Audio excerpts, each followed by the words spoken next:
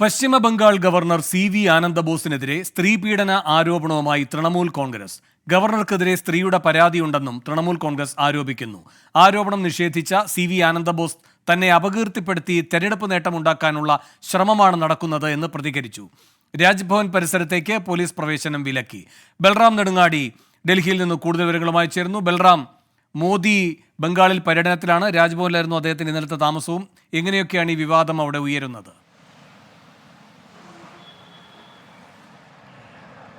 വേണു, പ്രധാനമന്ത്രി നരേന്ദ്രമോദി പശ്ചിമ ബംഗാളിലെ പ്രചരണ പരിപാടികൾക്കായി ഇന്നലെ രാത്രിയാണ് ബംഗാളിൽ എത്തിയത്. രാജ്ഭവനിലാണ് അദ്ദേഹം തങ്ങിയത്. പ്രധാനമന്ത്രി എത്തുന്നതിന് മണിക്കൂറുകൾ മാത്രം മുൻപാണ് ഗവർണർ സി.വി. ആനന്ദബോസിനെതിരെ ആരോപണവുമായി, അതിഗുരുതര സ്വഭാവമുള്ള ആരോപണവുമായി തൃണമൂൽ കോൺഗ്രസ് നേതാക്കൾ രംഗത്ത് വന്നത്.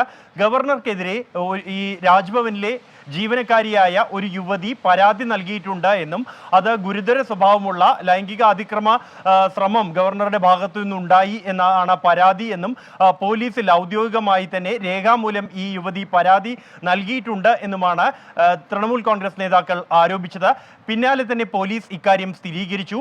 രാജ്ഭവനിലെ ഒരു ജീവനക്കാരി തന്നെയാണ് പരാതി നൽകിയത് എന്നും 2 തവണ ഏപ്രിൽ 19-നും ഏപ്രിൽ 24-നുമായി 2 തവണ ഗവർണറുടെ ഭാഗത്തു നിന്നും ഇത്തരത്തിൽ ലൈംഗികാതിക്രമ ശ്രമങ്ങൾ ഉണ്ടായി എന്നും ഫോൺ വിളിക്കാം എന്ന് പറഞ്ഞു എന്നതടക്കമുള്ള ഇതിന്റെ വിശദാംശങ്ങൾ പോലീസാണ് സ്ഥിരീകരിച്ചത്. തുടർന്ന് ഇക്കാര്യം പരിശോധിച്ചു വരികയാണ് എന്നും പോലീസ് വ്യക്തമാക്കി. ഈ ഒരു പശ്ചാത്തലത്തിലാണ് ഗവർണർ ഈ കാര്യം നിഷേധിച്ചുകൊണ്ട് രംഗത്തെത്തിയത്. ഈ ആരോപണങ്ങളെ പാടെ നിഷേധിക്കുകയാണ് രാജ്ഭവൻ. ഇത് രാഷ്ട്രീയ ലക്ഷ്യം വെച്ച് തെരഞ്ഞെടുപ്പ് മുതലെടുപ്പ് നടത്താനുള്ള ഒരു നീക്കമാണ് ഈ നടക്കുന്നത് എന്നാണ് രാജ്ഭവൻ പ്രതികരിച്ചത്. പിന്നാലെ തന്നെ പോലീസിനെ രാജ്ഭവൻ വളപ്പിനകത്ത് പ്രവേശനം വിലക്കിക്കൊണ്ട് രാജ്ഭവൻ ഉത്തരവിറക്കി. കൂടാതെ തൃണമൂൽ കോൺഗ്രസിന്റെ മന്ത്രി ഈ രാജ്ഭവൻ പശ്ചിമ ബംഗാളിലെ 3 രാജ്ഭവനുകളിലും പ്രവേശിക്കുന്നത് വിലക്കിക്കൊണ്ടും ഈ രാജ്ഭവൻ ഉത്തരവിറക്കിയിട്ടുണ്ട്. ഇത് ഒരു രാഷ്ട്രീയ വേട്ടയാടലാണ്, അല്ലെങ്കിൽ തെരഞ്ഞെടുപ്പിൽ രാഷ്ട്രീയ നേട്ടം ഉണ്ടാക്കാനുള്ള ഒരു ശ്രമമാണ് നടത്തുന്നത് എന്ന ആരോപണം തന്നെയാണ് ബി.ജെ.പിയും ഉന്നയിക്കുന്നത്.